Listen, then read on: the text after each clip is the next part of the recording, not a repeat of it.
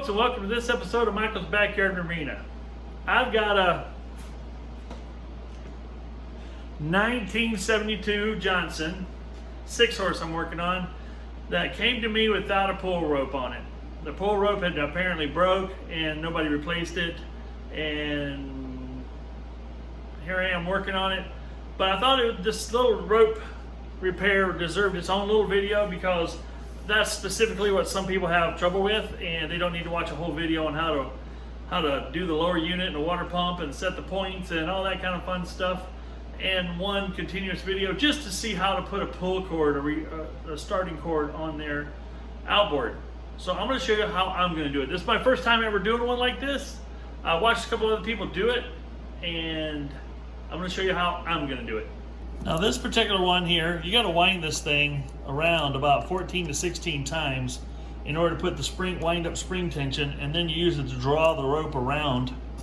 Well, a screwdriver, my screwdriver, even my biggest snap-on screwdriver, is not wide enough to bridge that gap. But there's a roll pin down in there that holds this whole starting gear in place. I think I'm going to take advantage of that, because I've got a 5/16 bolt here that will fit down in there. And yes, you guessed it, I got a hex drive that way. And what I'm going to do is I'm going to grind a slot in here that'll straddle that and use that as my wind-up tool. Because one person said, hey, it takes two people to do this, one to do it, one to thread the rope. I'm by myself, so I always have to come up with a way to do this by myself whenever possible. So that's what I'm going to show you how I'm going to do it. And this is something that you can keep in your tackle box. Now I've got the bolt viced up. I've got a slitting blade in my grinder, and I'm going to see if I can be steady enough, if I can grind a slot down the middle of that.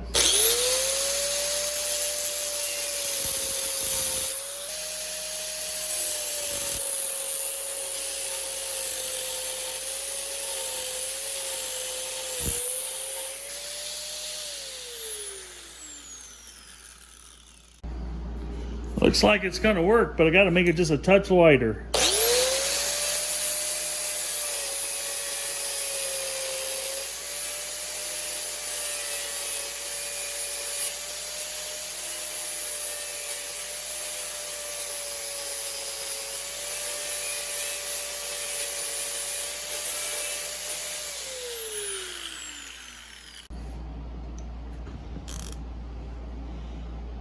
Okay, that's what we've created there.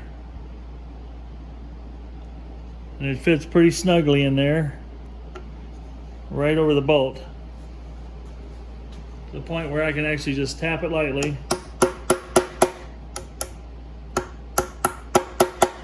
And she's locked in place. Now I gotta play a way to wind this thing. Sweet. Let's get the rope ready.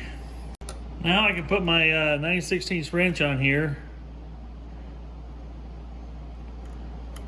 And I'm going to wind it counterclockwise. The nice part about this wrench is I can actually let it rest down against the, can't see it there, can you? I can let it rest against the crankshaft here while I thread it, and then I can release it. So what we're going to do is we're going to wind this thing up counterclockwise, which is the direction that would engage it.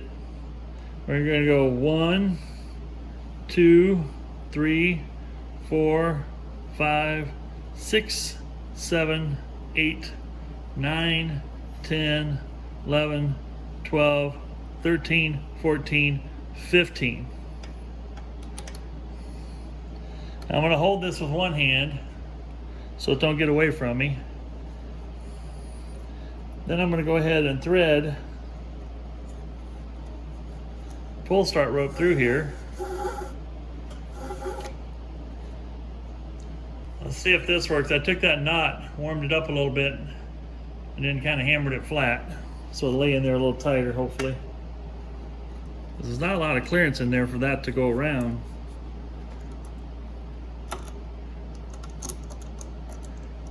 There, now it clears. Now we're just gonna let that wind on around.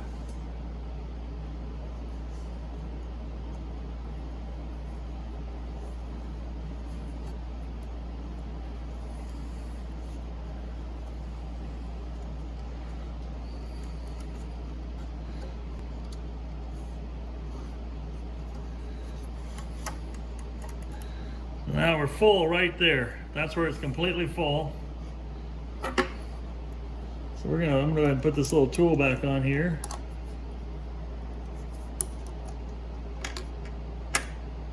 That's gonna hold things for me while I tie a knot. I think I'm gonna,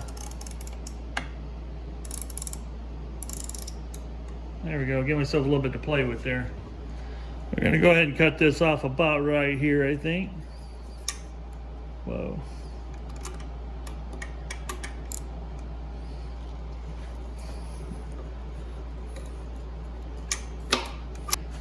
Now we need to feed the handle, rope through the handle, and then we feed this up through here.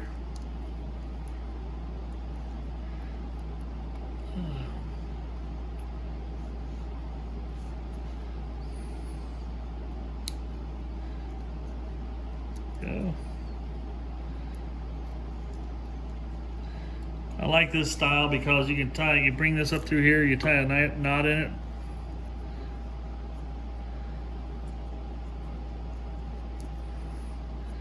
And it fits nice and neat in the handle. It's got this metal support. And once you get this back inside here like that, there's no possible way for that knot to come undone. And then this just slips right inside the handle all nice and neat. Looks all professional. So now, there we go.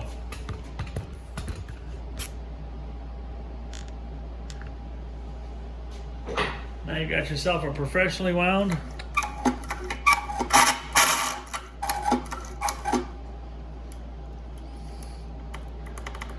sounds a little dry, don't it? I'm gonna put a little white lithium on here.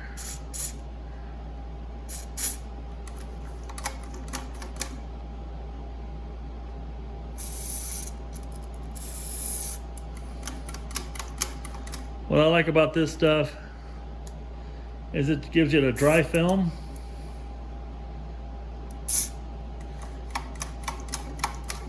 Oh, that sounds so much better. That'll dry without leaving a residue that will attract dirt.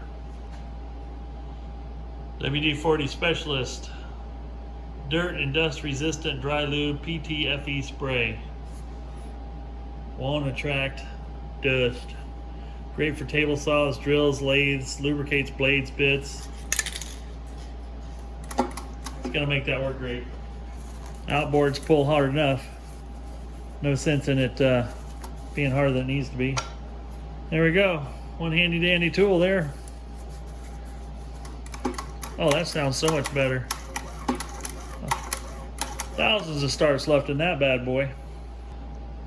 This is the pull start rope that I used, starter handle rope with 88 inch. It's a number 4 1/2 inch rope, they call it. 88 inches long. But it's a 140-301 by Stens. That's what I've been using lately. I like the looks of the pull handle. I like how it feels. It's nice. It's a nice rubber. And I like the metal piece on the end, the way it captures the knot. There we go. I put it on about 3 of them on now so far. Really like them. Well, that in a nutshell is how you put a starter rope on a 1972 Johnson outboard with that type of starter return spring setup. That was easy. A little quick tool.